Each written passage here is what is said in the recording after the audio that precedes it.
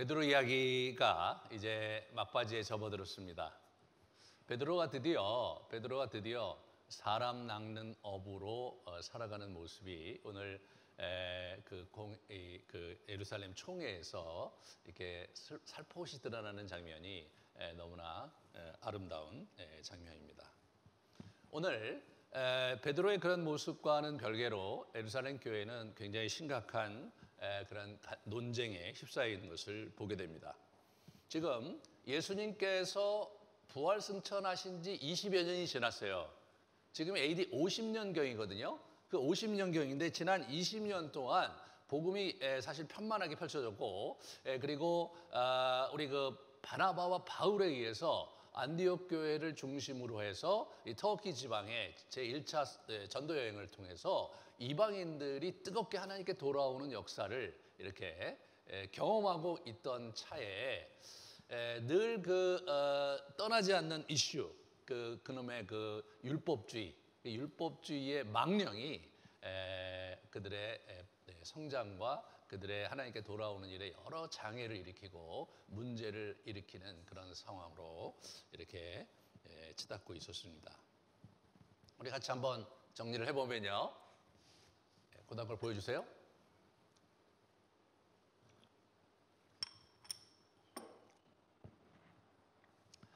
오늘 이렇게 1절에 보시면 처음에 보시면 유대 출신인 그리스도인들이, 그러니까 유대인들 중에 그리스도인이 됐어요. 이분들이 우리 이방인들이 할례를 받아야 된다고 이제 얘기를 하는 거예요.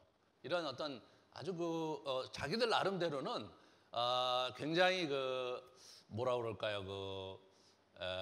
중요하고 또 소중하기 때문에 자기들 나름대로는 그 이방인들이 꼭 그렇게 해야지 하나님께 이렇게 구원을 받을 수 있다. 그런 얘기를 하는 거죠.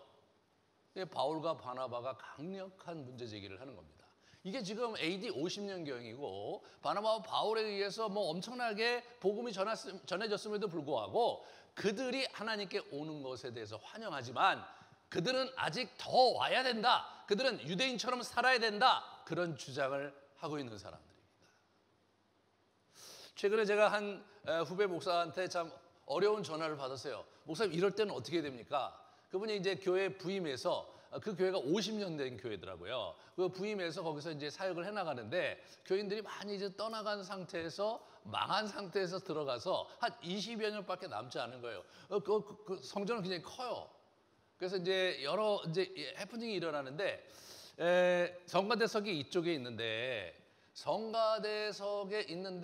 여기 성가대석에 앉아 있고 예배 시간 여기 있으면 여기 한 10명 성가대석에 앉아 있고 10명이 예배를 드리니까 이게 분위기가 잘 안 잡히잖아요. 그래서 우리 그 성가대 분들에게 여기 와서 찬양 끝나고 나면 여기 앉아서 그렇게 이제 같이 예배 드렸으면 하는 거에 좀 논의를 해봐라. 그래서 이제 그분들이 얘기를 해서 이제 이리 와서 한 2달 지났는데 갑자기 엄청난 불평을 이제 해야 되는데 여기서 예배를 드리니까 머리가 아프다. 머리가 머리가 아파갖고 고개가 아파서 예배를 못 드리겠다.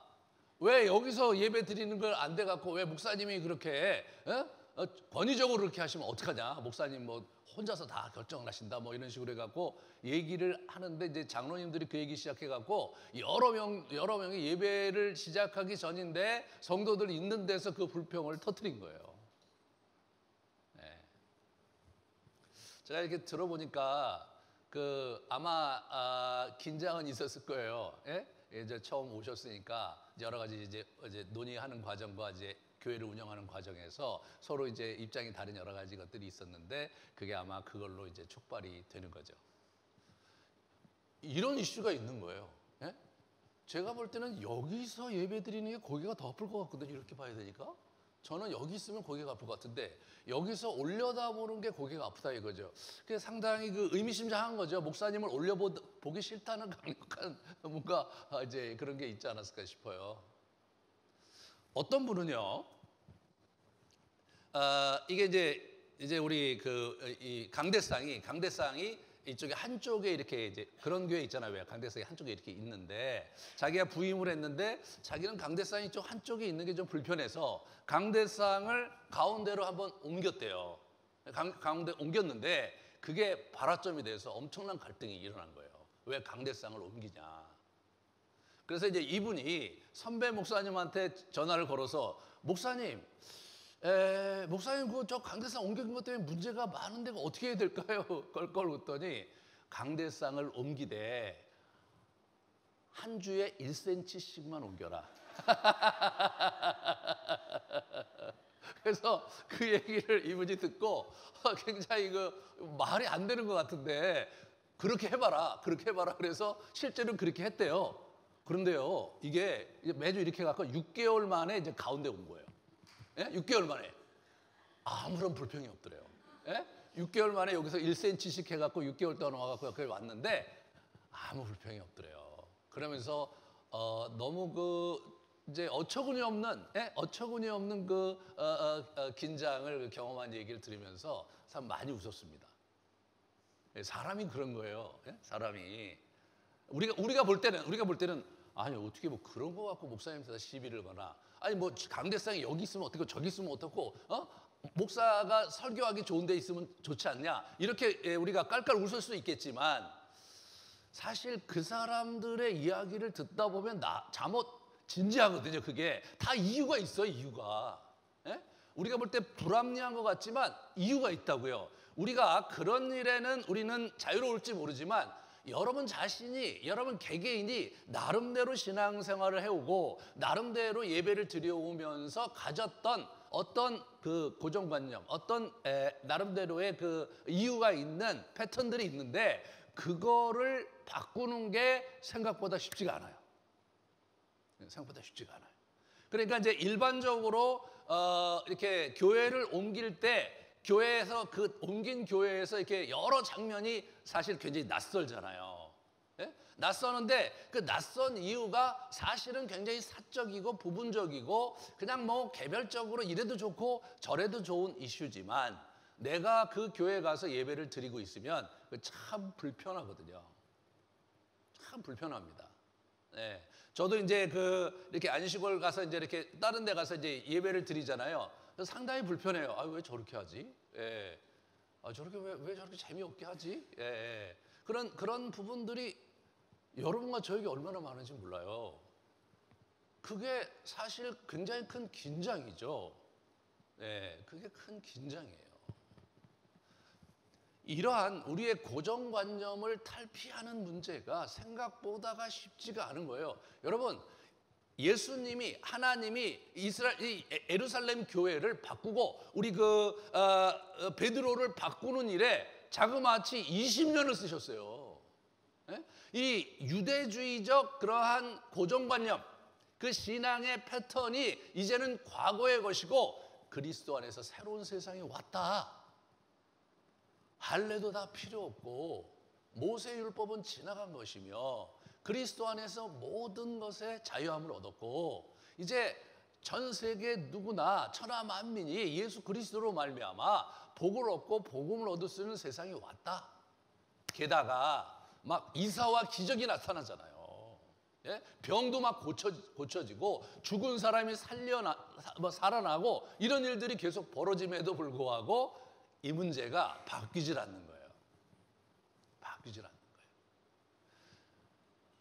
예전에 지금은 이제 많이 없는데 예전에 70년대, 80년대 이렇게 보면 이 치유 사역하시는 분들이 있었어요. 그래서 병이 막 고쳐지고 의사와 기적이 일어나는 분들이 있었거든요. 그런 분들이 있는데 생각보다 그분들이 고리타분하고 생각보다 주관이 굉장히 강하고, 예. 그래서 많은 분들이 결국은 이단으로 이제 빠졌죠.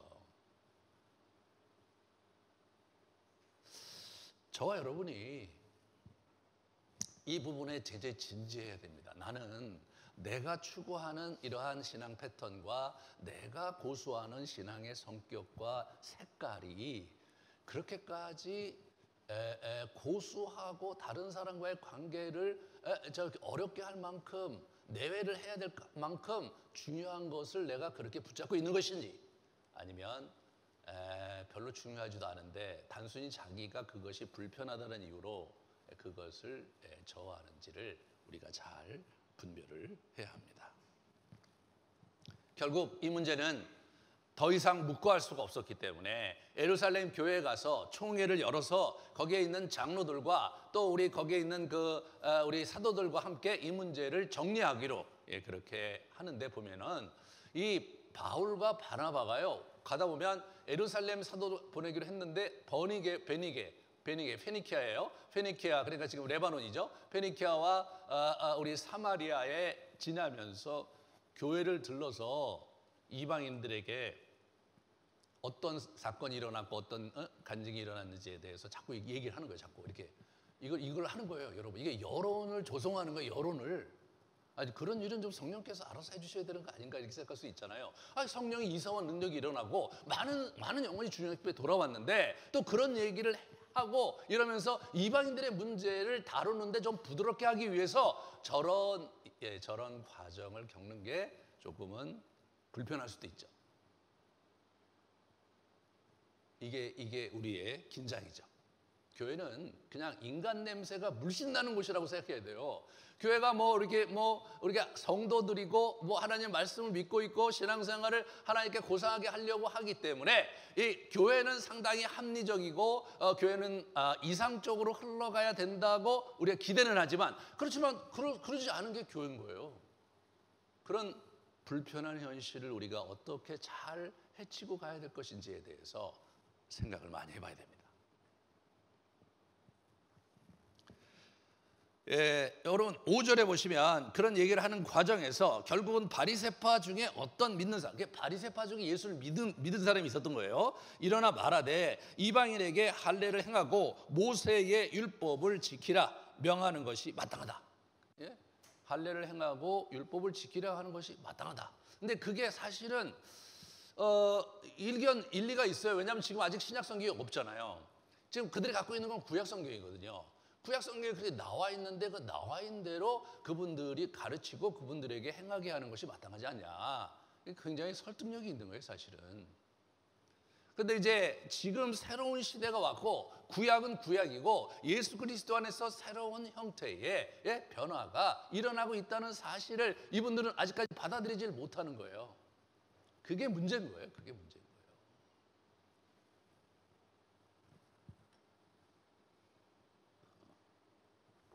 거예요. 그저께 한 청년이 저한테 이런 얘기를 해요. 자기가 이제 그 아르바이트를 하러 갔는데 그 아르바이트에 다른 교회 청년인 아르바이트 같이 하면서 보니까 다른 교회 청년이더래요.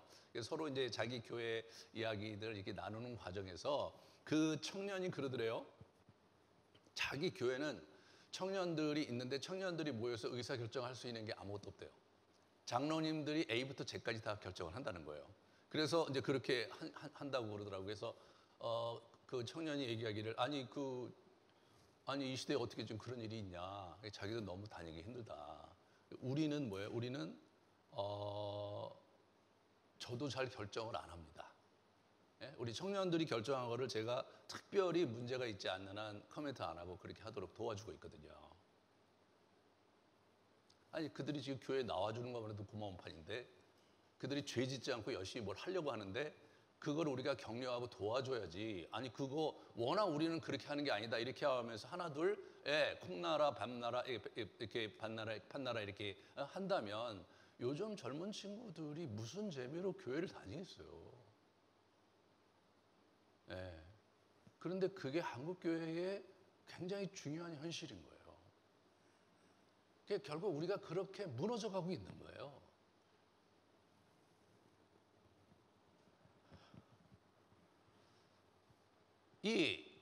이들의 이 교회의 이 문제가 오늘날 우리가 이 시대를 살아가면서 우리 자신들이 겪는 이슈와 크게 다르지 않다고 저는 생각해요. 모든 걸 이렇게 바꾸는 과정을 우리가 잘 보내야 되거든요. 지금 세상이 천지개벽을 했잖아요. 저희 교회가 처음부터 모든 것을 처음부터 다시 시작하려고 완전히 이걸 바꾸려고 이제 노력을 지금까지 많이 해오고 있어요. 저 자신도 사실 어떤 때는 어떻게 해야 될지 모르니까 그냥 놔두고 기다리고 또 생각해보고 또 성도들이 어떻게 하는 게 더 좋고 또 그것이 어떤 열매를 맺히는지를 주시하면서 조심스럽게 한 걸음 한 걸음 이렇게 가고 있는 겁니다. 변화라는 것은 생각보다 어렵더라고요. 그리고 각자가 생각하고 있는 어떤 그 변화의 양태와 색깔도 다 다르거든요.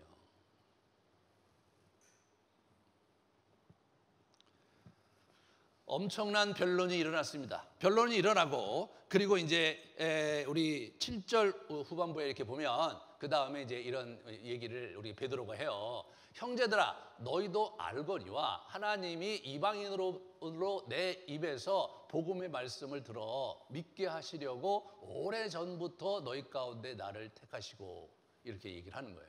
또 마음을 하시는 하나님이 우리에게와 같이 그들에게도 성령을 주어 증언하시고 믿음도 그들의 마음을 깨끗이 하게 하사 그들이나 우리나 차별하지 아니하셨느니라. 그런데 지금 너희가 어찌하여 하나님을 시험하여 우리 조상과 우리도 능히 매지 못하던 멍에를 제자들의 목에 두려느냐. 그러나 우리는 그들이 우리와 동일하게 주 예수의 은혜로 구원받는 줄을 믿노라.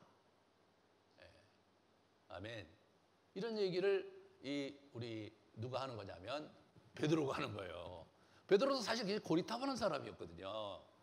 그런데 지난 20년 동안 베드로가 서서히 바뀌어서 결국은 지난 시간에 제가 얘기했던 어떤 그 12장에서 결국은 죽을 뻔한 위기 속에서 탈옥하고 탈주하는 그 과정에서 이분이 큰 변화를 경험을 한 거죠. 지금 완전히 교회 분위기가 바뀌어 있는 것을 15장에서 보게 됩니다. 13장, 우리 12장 거기서 이렇게 나갈 때도 보면 우리 자기가 교회 가서 내가 탈주를 한다, 탈옥했는데 탈주를 한다고 얘기하면서 야고보와 내 형제들에게 이 소식을 알리라고 갑니다. 거기서 야고보가 등장하거든요. 이 야고보는 예수님의 형제 야고보예요. 전세에 의하면 이 야고보가 상당히 이 태중에 있을 때부터 영적이었다고 그래요. 그리고 이 야고보가 기도를 어렸을 때부터 굉장히 하는 사람이어서 알려져 있고 그 야고보서를 쓰는 분인데 그분이 하도 무릎 꿇고 우리가 그 기도를 많이 하셔서 무릎이 다 미어져 갖고 낙타 무릎처럼 이게 무릎 자체가 이렇게 뭉그러졌다는 거예요. 그러니까 별명이 낙타 무릎이었어요. 그러니까 그만큼 기도 생활을 많이 하는 분이었죠.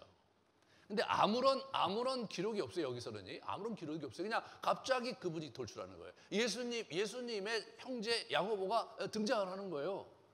근데 오늘 본문에서 보면 우리 이렇게 베드로가 이 얘기를 했잖아요. 베드로가 저 얘기를 했으면 사실 끝나야 될 것 같은데 저 얘기가 끝나고 그 다음 12절서부터 보면 우리 바나바와 바울이 그동안 이방인 사역을 했는데 구체적으로 어떤 일이 있고 이런 부분에서 간증을 쭉 하고 나서 그러고 나서 우리 야고보가 이제 결론을 내립니다. 그래서 야고보가 13절에 이렇게 말을 마침에 야고보가 대답하여 이르되 형제들아 내 말을 들으라.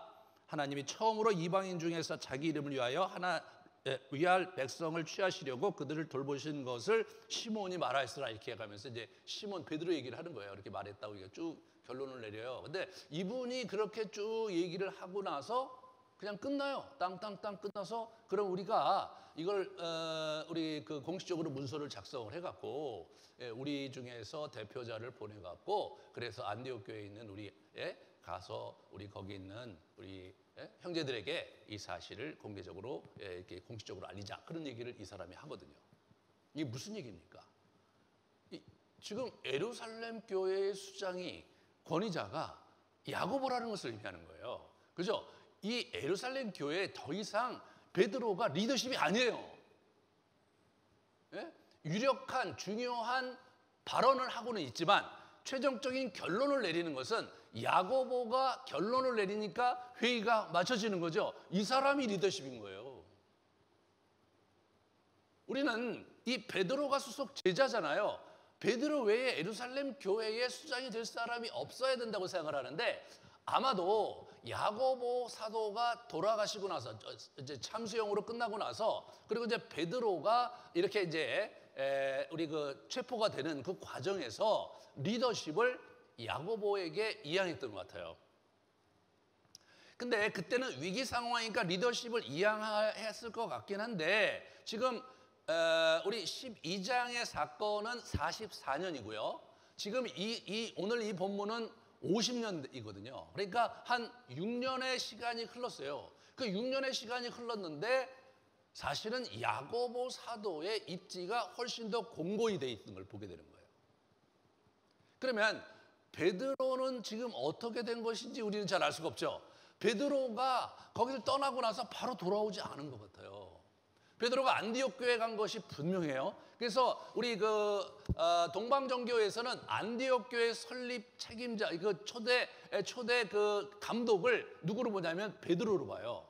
베드로가 초대 감독으로 나와요. 물론 그가 개척한 것은 아니지만. 그러니까 아마도 베드로가 그때 가서 야단을 많이 맞잖아요. 바울한테 야단을 많이 맞는데 바나바가 거기 초기 지도자로 가긴 했지만 그는 개척자로서 역임받았던 것 같고요. 공식적으로 그 교회의 이제 이렇게 감독을 우리 베드로로 여긴 걸로 봐서 그가 베드로가 거기서 사역을 한동안 했었던 것 같고요. 나중에 보면 이제 쭉 터키 지방에서 이게 활동한 것이 아주 잘 드러나고 있거든요.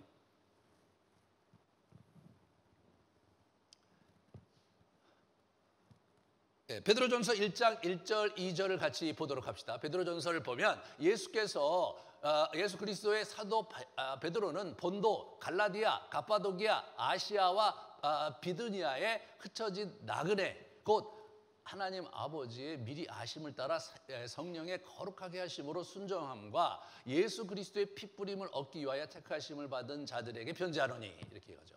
은혜와 평강이 너희에게 더욱 많을지어다. 이렇게 나옵니다. 저기서 얘기하는 본도, 갈라디아, 갑바도기아, 아시아, 비두니아는 지금의 그 터키에 있는 각 우리 로마 관할구입니다.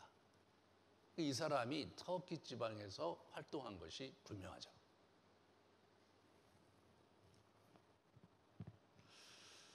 우리는 베드로가 드디어 이방인의 사도가 되어 있었던 겁니다. 예? 그래서 수많은 이방인들에게 복음을 전해서 그들의 그 나그네, 흩어진 나그네라고 표현하고 있잖아요. 그들이 결국은 각처에 흩어져서 교회를 이루고 있는 그 성도들을 향해서 자기가 저게 로마에서 저 편지를 쓴 거거든요.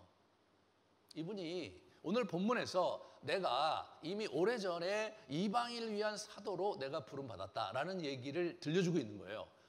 사실 그 이전까지는 이방인들에게 복음을 전하는 것에 동의하는 데도 시간이 많이 걸렸어요. 그리고 이제 이방인의 사도를 자기가 가지 않고 바나바 그리고 바울에게 위임했었습니다. 그런데 이분이 어느 순간에 우리가 잘 모르요. 어딘지 어떻게 되는지 잘 모르지만 어느 순간에 이분이 안디옥에서 베드로에게 그 찐빠를 먹고 변화됐는지 확인할 길은 없지만 안디옥 중심으로 사역을 하시고 그리고 이제 그 터키 지방에서 사역을 하시면서 이분이 자기가 이방인을 위한 복음 전도자로 부름받았다는 사실을 전인격적으로 받아들였던 거죠.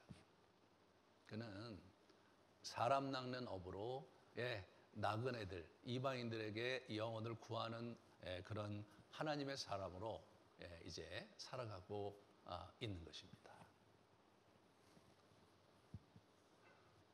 이 베드로 이야기를 이렇게 보면서 우리가 한번 우리가 생각해 봐야 될 게 뭐냐면 하나님이 사람을 변화시키시는데 예수님께서 베드로를 변화시키시는데 아주 공을 많이 들이셨어요.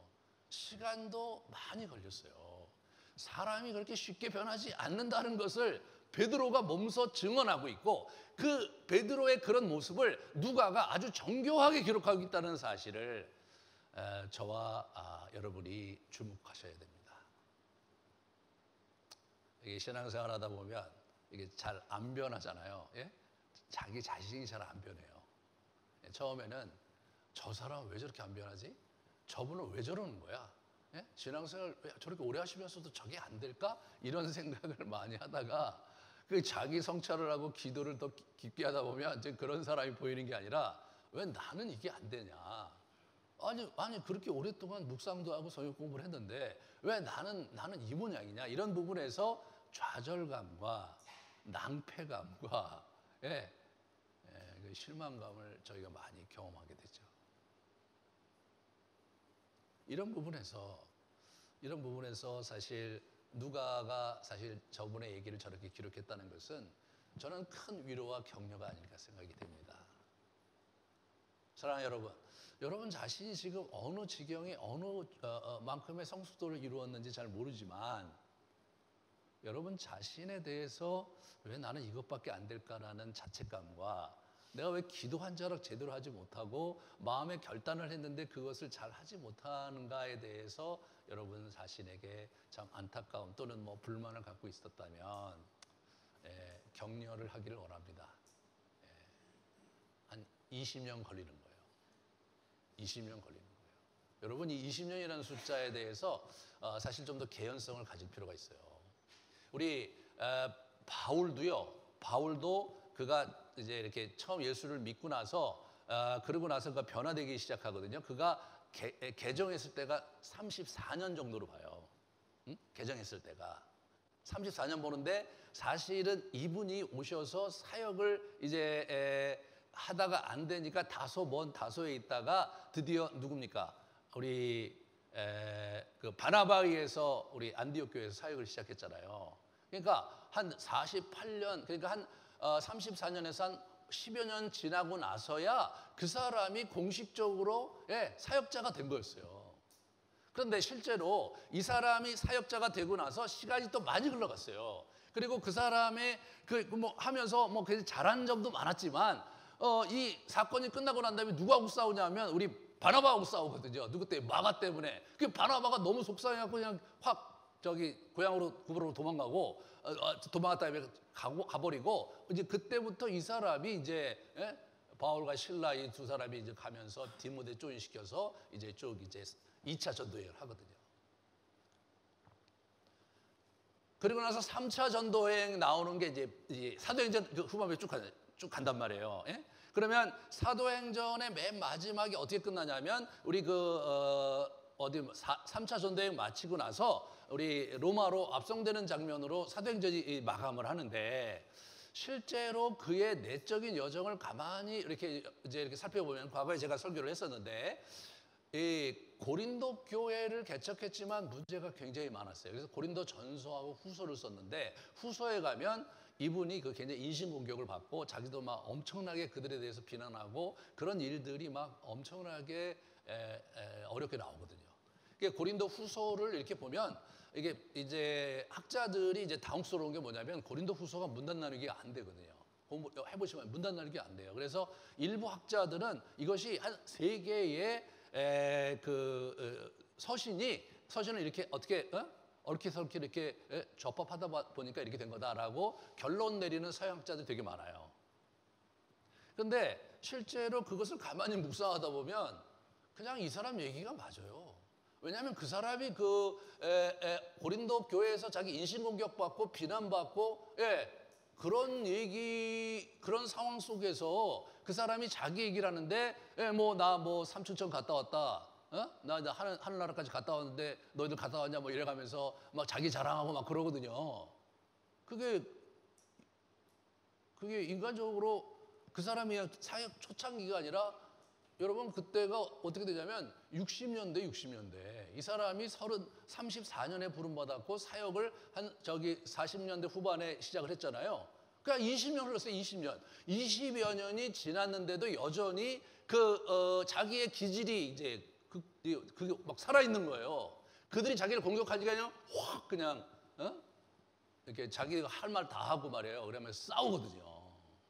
일본이거든요. 일본 엄청나게 싸우거든요. 극복이 안 된 거예요. 그걸 다 극복을 하고 이제 그게 이제 에베소서 3차 전도회 때 그걸 한 거거든요. 이분이 그 고린도 교회에 가서 그 문제를 다 정리를 했어요. 그리고 쓰신 서신이 우리 로마서거든요. 로마서부터가 이분의 글이 가지런해요. 정서적인 요동이 없어요. 근데 로마서 한복판 7장에 가보면 오라 나는 공고한 자로다 이 사망의 몸에서 누가 나를 건져내랴 내가 원하는 바 선은 행치 아니하고 원하지 아니하는 바 악을 행하는도다. 뭐 그런 얘기를 그 사람이 거기서 했거든요. 그분 얘기예요. 그분 얘기.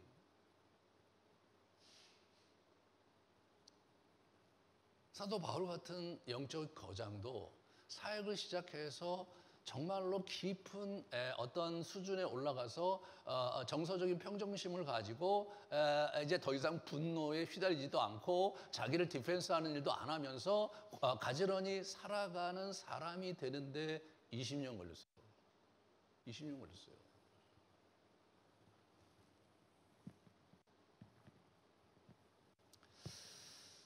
어떤 사람들은 그런 얘기를 해요. 뭐 교회 다니면서 사람들이 왜 그렇게 왜 저렇게 뭐 선을 행치 아니하고 교회에 다니는 사람들이 저렇게 나쁜 짓을 하고 이제 그런 얘기를 이제 많이 하거든요. 근데 이제 실제로 기독교의 도를 알고 나면 그게 맞아요. 신앙생활을 제대로 열심히 시작해도 20년 걸리는데 신앙생활을 하는 둥 마는 둥 하면서 세월을 보내갖고 뭐 그게 될 리가 만무하잖아요. 안 되는 거예요.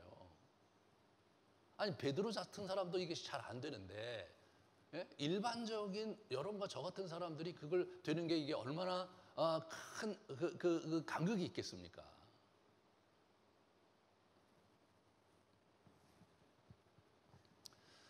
누가가 이 기록을 한 것에 대해서 여러분이 가만히 들여보세요. 우리 베드로의 있는 모습 그대로 그린 거예요. 그러면서 그 누가가 쓴 글을 읽는 성도들에게 무슨 얘기하는 거냐?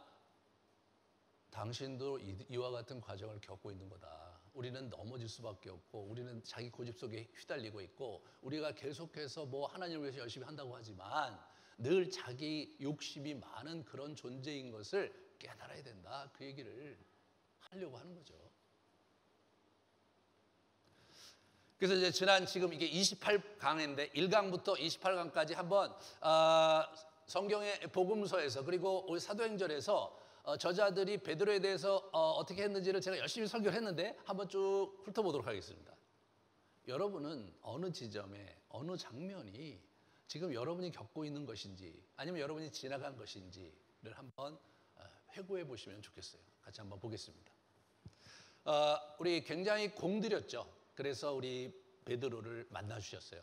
그래서 건너편 베다니에서 장차 너를 괴발하리라 이렇게 하면서 아주 심원한 포석을 했고 누가복음 5장에서 물고기 막 설교하는데 안 들으니까 깊은 데로 가서 고기를 잡자 그래갖고 고기를 굉장히 많이 잡았죠.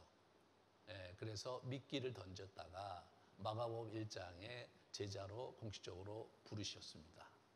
그리고 누가복음 6장에 보면 12사도로 세울 때 밤새도록 철야기도 하시면서 12사도를 세울 때 그때 베드로도 거기 있었습니다. 하지만 베드로는 처음부터 그렇게 주목을 받는 분도 아니었고 처음부터 열심히 있는 분도 아니었어요. 늘 예수님을 주시하고 그렇게 옆에 이렇게 보거든요. 이분이 이제 수석 제자가 되기 때까지 여정을 잠깐 좀 살펴봅시다. 그 처음으로 제자 훈련 과정에서 베드로가 말을 꺼낸 장면이 인상적이에요. 혈루증 여인이 손을 댔잖아요. 댔는데 예수님께서 누구야 이거? 나한테 손댄 자가 누구야? 그런 얘기를 할 때 베드로가 한마디 해요. 아니 사람들이 이렇게 많아갖고 밀쳤는데 누가 그거 손을 댔는지를 우리가 어떻게 아냐 이 답답한 양반아. 그런 뭐 답답한 양반은 제가 쓴 거예요. 그런 마음으로 이분이 얘기를 했단 말이에요. 그게 베드로가 처음 예수님 앞에서 공식적으로 얘기를 꺼낸 것으로 성경의 저자는 기록을 하고 있어요. 이게 뭘 의미하는 겁니까? 이분이요 예수님 보면 답답했던 거예요. 진짜 답답했던 거예요. 엉뚱했던 거예요. 베드로가 머리형 6번이잖아요. 그러니까 이분의 입장에서 볼 때 뭐 하나 이게 잘 하시는 게 없는 거예요. 이분이 왜 이때는 이렇게 할까? 왜 저 때는 저렇게 할까? 그런 부분이 이분에게 늘 부담이 됐던 거예요. 어려웠던 거예요. 그래서 이분이 이제 예수님과의 관계에서 보면 이게 잘 안 맞아갖고 덜컹대는 장면이 여러 군데 나와요. 그 사건 이후로 달리다가 누굽니까 그 아이 야이로의 딸을 이제 이렇게 구하는 이렇게 일으켜 세우는 그 장면에서 우리 세 사람 그러니까 우리 야고보와 요한과 베드로 이 세 사람만 따로 데려가서 그걸 처음 보여주셨죠. 그리고 나서 몇 차례 예수님께서 자신의 신성과 인성을 경험하게 할 때 단 세 사람만 거기를 이렇게 있게 하셨어요. 변화산에서 그랬고 겟세마네 동산에서 그렇게 하셨습니다. 특별히 예수님은 베드로에게 특별한 관심을 가졌던 것이 이렇게 분명하게 이렇게 드러납니다. 그 다음에 이렇게 보시면 그 다음 걸, 예. 그래서 이분이 우리가 알고 있듯이 오병이어 기적 때 예수님의 진면목을 보는 거예요. 베드로가 그 전까지 예수님에 대해서 주시하다가 예수님을 전적으로 신뢰하게 된 것은 오병이어 사건이었습니다. 그래서 오병이어 사건 끝나고 바로, 왜냐하면 거기서 왕을 옹립하려는 시도가 있었으니까요. 무리로 걸어오시는 예수님 보고 예수님이 주시하던 내가 무리로 걸어가게 해달라고 얘기하죠. 이분이 무리로 걸어가는 거예요. 네.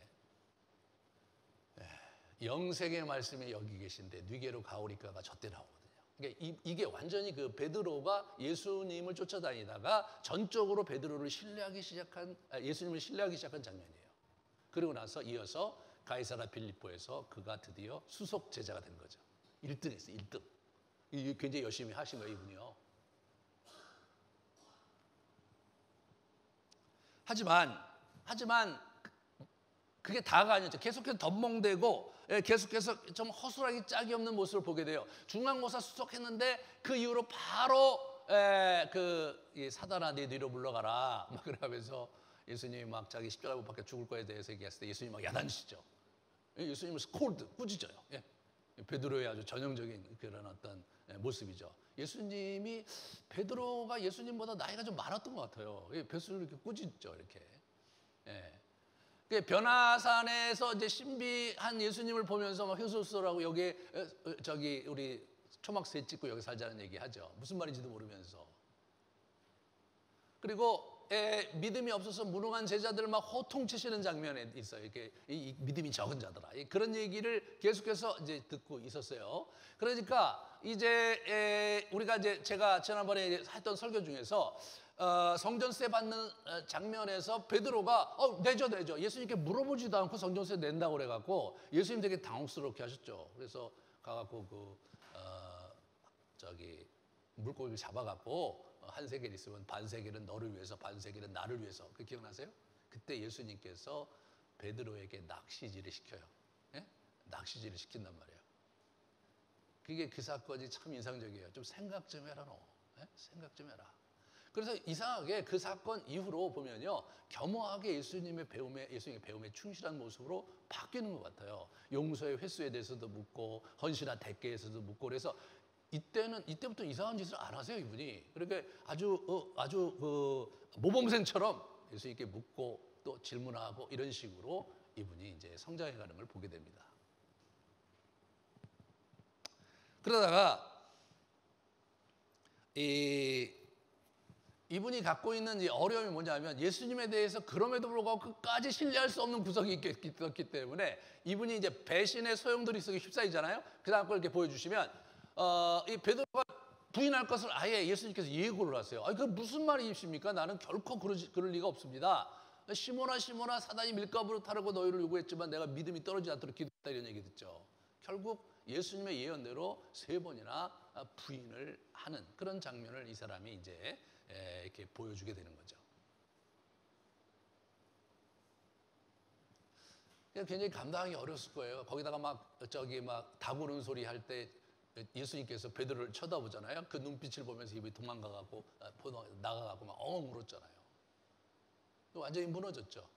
그런 베드로에게 다가가셔서 이렇게 이제 고기를 주면서 요한의 아들 시몬아 내가 나를 사랑하느냐고 3번 물어가시면서 베드로를 이렇게 붙잡으세요. 베드로를 이렇게 붙잡으십니다.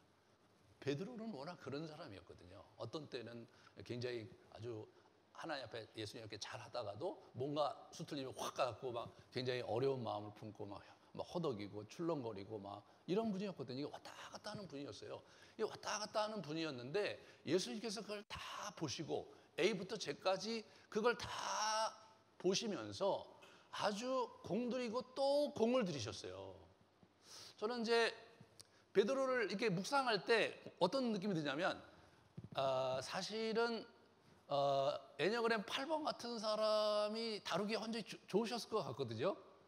그러니까 기 한번 꺾어놓고 그리고 몇 번 어려움을 주면 8번 같은 경우 우리 다윗 같거든요. 그러면 분연이 일어나서 끝까지 죽을 힘을 다해서 봉사하고 섬길 그런 유형이거든요. 근데 이 6번 이 베드로는 그런 유형이 아닌 거예요. 하다가도 늘 이게 뒤로 물러서고 내가 잘하는 걸까? 내가 계속 해야 되는 걸까? 그만둬야 되지 않나? 뭐 이런 생각들을 부산하게 하고 사는 사람이에요. 부산하게 하는 사람이에요. 이 사람을 수석제자로 세우시는 거예요. 이것이 참 알다가도 모를 예수님의 섭리죠. 그 베드로를 계속 그런 베드로를 아시면서 베드로를 계속 붙잡으시고 격려하시고 챙기시고 그러신 거죠. 저는 이런 생각을 해요. 그냥 베드로를 통해서 자기가 어떤 분이심을 보여주시려고 한 것은 아니셨을까? 사실 베드로만큼 이렇게 스펙트럼이 넓고 흔들리고 생각이 부산하고 뜻이 수시로 바뀌는 그런 유형은 찾아보기가 어려울 거예요. 네? 어려울 거예요.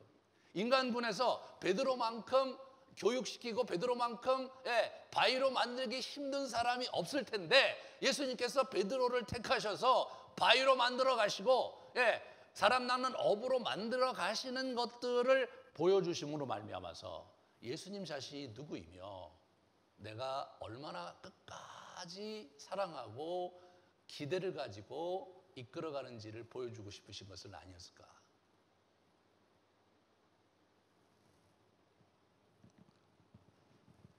예수님 부활승천하시고 나서 이분이 사역자로 멋지게 자라납니다. 그 다음 걸 보여주시면 마띠아 보선하죠. 굉장히 이제 명석하잖아요. 이분이 굉장히 명석하세요. 제도 정비했죠. 요엘서 설교하면서 아주 정확하게 성경 강의를 해요. 사람들의 마음을 딱 모으고 그래서 그때 막 3,000명이 예수 믿잖아요. 그 다음에 안전뱅이 치유를 일어나는 거 이게 능력을 행하는 거거든요. 이 사람이 굉장히 지적이신 분이기 때문에 지적인 설교를 하고 행정 처리하는 거는 할 수 있는 일인데 능력을 행하는 사람으로. 그러니까 이게 엄청나게 변화가 일어난 거예요. 거기다가 막 공회 앞에서 도전하면서 투사로 거듭납니다. 그리고 교회 공동체를 세우는 일에 있어서 아나니아 삽비라를 이제 처리하는 문제, 구제 문제가 이슈가 있었을 때 일곱칠사를 세움으로써 그 문제를 처리하면서 멋진 모습을 보여줘. 리더십으로서 더없이 멋진 모습을 예수님께서 그렇게 공들인 그 열매가 보람이 있구나라고 생각할 정도로 혁혁한 리더십의 모습을 보여줬는데 그런데 여러분 이게 완전히 욥바에서 이분의 실체가 또 드러나는 거예요. 욥바의 망령에 휩싸이는 거예요. 여전히 그 유대인으로서 이 율법주의자로서의 고정관념에서 헤어나질 못하고 있는 거죠. 욥바에서 죽은 우리 그 사람을 살렸잖아요. 다비다를 살렸는데 그거 얼마나 대단한 겁니까? 자기가 사람을 살렸으니까. 그럼 이제 능력을 받을 만큼 받았으니까 그 다음 단계로 가야 되는데 이분이 안 가고 욥바에서 주저하면서 오랫동안 머뭇거리고 있었던 거죠. 그 욥바가 요나가 하나님의 뜻을 따라서 가는 것을 싫어해서 우리 아스루의 그 니느웨 성에 가는 것을 싫어해서 이렇게 주저하다가 거기서 배를 타고 다시스로 도망갔던 그 욥바에서 이 사람이 이게 안 되는 거예요. 이게 안 되는 거예요. 이게 이방인에게 복음을 전하는 문제가 이분의 배는 여전히 어려운 문제로 어려운 숙제로 남아 있었던 것 같아요. 그때 우리가 알고 있던 고넬료의 부르임에 의해서 이제 가서 이제 이렇게 복음을 전하고 성령 강림을 맛보고 그다음에 교회에 이렇게 소개를 하면서 이제 이방인에게 복음을 전하는 것을 공식화시키죠. 그렇지만 거기서 해결된 게 아니에요.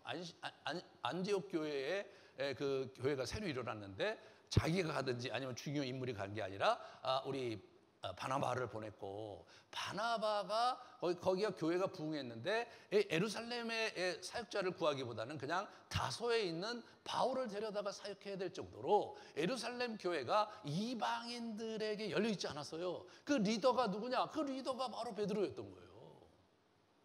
결국 여러 정치적인 파랑과 핍박 속에 결국은 예루살렘을 탈주할 명분을 주셔서 그래서 베드로를 예루살렘에서 안디옥으로 옮기시는 하나님의 섭리를 우리가 지난 시간까지 봤던 겁니다. 그러고 나서 수년이 지난 후에 살포시 15장에 드러나는 베드로의 모습과 그의 언질 속에서 이 사람이 정말로 이방인의 사도로서 자기가 하나님으로 예수님으로부터 부여받은 그 사명, 그 유업의 사람으로서 자기의 자리에 지켜서 이방인 사역의 신학적 토대를 마련하고 있는 우리 베드로를 드디어 목도하게 되는 것이죠.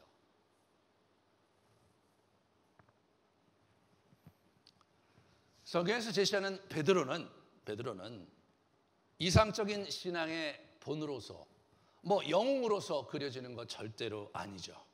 네. 자신의 내면의 한계 속에 버둥대며 하나님의 손길과 은혜 속에 이끌려가는 리더이지, 그가 대단한 역량과 또 굳은 믿음을 가지고 하나님을 제대로 섬기면서 달려갔던 사람으로 그리질 않아요. 그런 모습이 없는 건 아니지만 그게 그분의 특징이 아니라 늘 흔들리고 주저하고 자기 생각 속에서 허덕이면서 일어서지 못하는 그런 어떤 한계를 가진 인간의 모습으로 베드로를 그리고 있다는 사실이 참 큰 은혜가 되는 거죠. 벌거벗은 한 인간으로서의 베드로를 우리가 맞닥뜨리게 되는 겁니다. 저도 이제 나름대로 제가 88년에 제가 이제 대학을 졸업하면서 이제 사역을 시작을 했어요. 지금까지 이제 나름대로 이제 한 30여 년 이렇게 왔는데 중간에 잘 몰라서 허송세월을 하고 실패와 여러 가지 이제 시행착오를 많이 하다가 제가 이제 영성훈련이라는 걸 만나서 이 신앙생활 이렇게 해야 되는 건데 하면서 시작한 지 16년이 됐어요, 올해가. 16년이 됐는데 최근 들어서 저 자신에 대해서 너무 실망하는 게 많은 거예요. 맨날 아침에 일어나고 기도하고 하루에도 몇 차례씩 기도하고 늘 성경을 묵상하고 또 설교도 열심히 하면서 왜 나는 여전히 이런 문제에 연연하고 이게 잘 안 되고 정말 이렇게 사는가 말이에요. 너무나 불편한 거예요. 그런 저를 만나고 너무 불편한 거예요. 그래서 이렇게까지 안 되는 내가 계속해서 교회를 내가 이렇게 섬기는 게 맞냐? 이제 사임을 하고 그리고 어디 가서 조용하게 복음 전하고 사람들 가르치는 사람으로 그냥 있고 싶은 이런 어떤 영적인 책임을 가지고 교회를 이끌어가는 그런 것은 너무 저한테는 버거운 그런 생각에 이제 사로잡힐 때가 많은 거예요. 올해 들어오면서 특히 그렇더라고요, 저는. 과거보다 훨씬 더 자신이 없어지는 거예요. 그리고 과거보다 훨씬 더 저 자신을 신뢰하기가 너무 어려운 거예요. 아주 못마땅할 때가 많은 거예요. 노력을 안 했으면 또 모르겠는데 그 나름대로 노력을 열심히 남보다 열심히 했다고 생각하고 책도 열심히 읽고 나름대로 해볼 거 안 해볼 거 다 해보면서 여기까지 왔는데 아니 왜 이것밖에 안 되냐?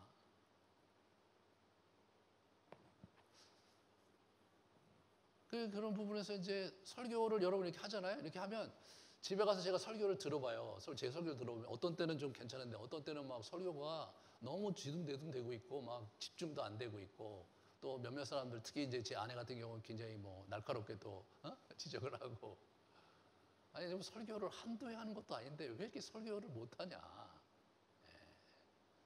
좀 더 감동적으로 좀 더 영향력 있게 영감 있게 설교할 수 없는 걸까? 내가 언제 더 내가 열심히 해야 이게 좀 잘 될 수 있을까? 그런 생각을 이제 할 때마다 이렇게 자신감이 없는 거예요. 자신감이. 주일날 아침에 이제 일어나서 새벽에 일어나고 기도하고 하면서 또 긴장해요. 야, 정말 오늘 내가 제대로 내가 준비한 만큼 전달할 수 있을까? 그런 고민을 이렇게 하면서 정말 여기 앉아갖고 기도하면서 하나님께 올려드리면서 그렇게 이제 이게 오거든요.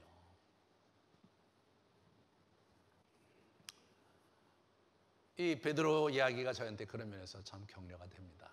최근에 식구들하고 시편 119편을 읽었거든요. 계속해서 이제 묵상을 했는데 이 119편을 묵상하다가 119편이 그 율법을 갖고 사는 사람이거든요. 그 시가 시 중에서 가장 높은 수준의 시예요. 그분이 막 그 평생을 율법을 갖고 씨름하면서 사는 그런 분이었어요. 정말 그 8절 이렇게 한 연을 볼 때마다 감동적이고 도전되게 굉장히 많은데 맨 마지막에 저에게 아주 심중에 쿵 하고 울리는 게 있었어요.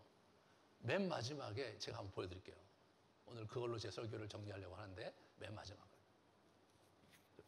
176절이 마지막이거든요. 내가 주의 법도들을 택하였사오니 주의 손이 항상 나의 도움이 되게 하소서.